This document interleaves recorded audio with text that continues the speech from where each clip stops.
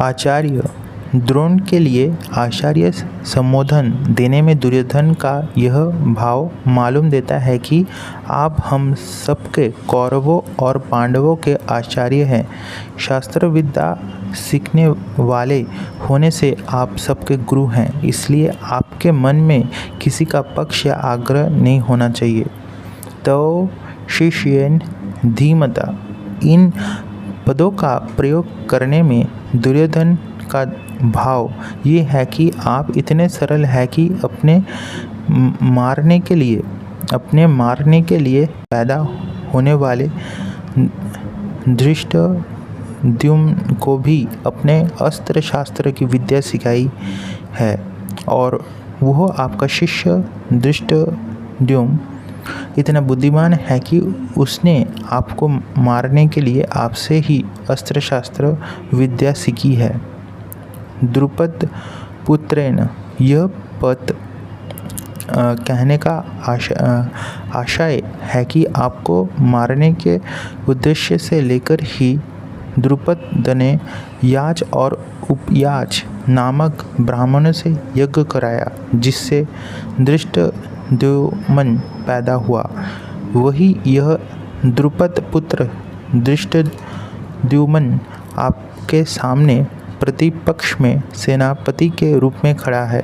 यद्यपि दुर्योधन यहाँ द्रुपद पुत्र के स्थान पर धृष्टद्युम्न भी कह सकता था, तथापि द्रोणाचार्य के साथ द्रुपद जो वैर रखता था, उस वैर भाव को याद दिलाने के लिए दुर्योधन यहाँ द्रुपद पुत्रेण शब्द का प्रयोग किया है कि अब वैर निकलने का अच्छा मौका है। पांडुपुत्राणाम एतां व्यूढ़ां महतिं चमूं पश्ये, द्रुपद पुत्र के द्वारा पांडवों की इस व्यूहाकर खड़ी हुई बड़ी भारी सेनाओं को देखिए। तात्पर्य है कि जिन पांडवों पर आप स्नेह करते हैं, उन पांडवों ने आपके प्रतिपक्ष में खास आपको मारने के लिए द्रुपद पुत्र को सेनापति बनाकर व्यूह रचना करने का अधिकार दिया है। अगर पांडव आपसे स्नेह करते हैं तो कम से कम आपको मारने वालों को तो अपनी सेना का मुख्य सेनापति नहीं बनाते, इतना अधिकार तो नहीं देते, परंतु सब कुछ जानते हुए भी उन्होंने उसी को सेनापति बनाया है। यद्यपि कौरवों की अपेक्षा पांडवों की सेना संख्याओं में कम थी, अर्थात कौरवों की सेना 11 अक्षौहिणी और पांडवों की सेना 7 अक्षौहिणी थी।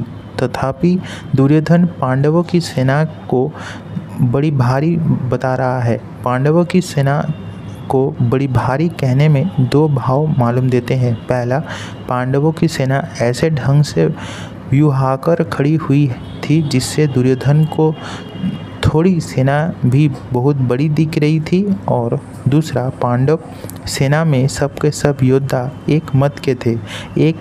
एकता के कारण पांडवों की थोड़ी सेना भी बल में उत्साह में बड़ी मालूम दे रही थी। ऐसी सेना को दिखाकर दुर्योधन द्रोणाचार्य से ये कहना चाहते थे कि युद्ध करते समय आप इस सेना को सामान्य और छोटे ना समझे, आप विशेष बल लगाकर सावधानी से युद्ध करें। पांडवों का सेनापति है तो आपका शिष्य द्रुपद पुत्र ही, अतः उस पर विजय करना आपके लिए कौन सी बड़ी बात है। एतां पश्ये, कहने का तात्पर्य है कि पांडव सेना युद्ध के लिए तैयार होकर सामने खड़ी है, अतः हम लोग उस सेना पर किस तरह से विजय कर सकते हैं, इस विषय में आपको जल्दी से जल्दी निर्णय लेना चाहिए।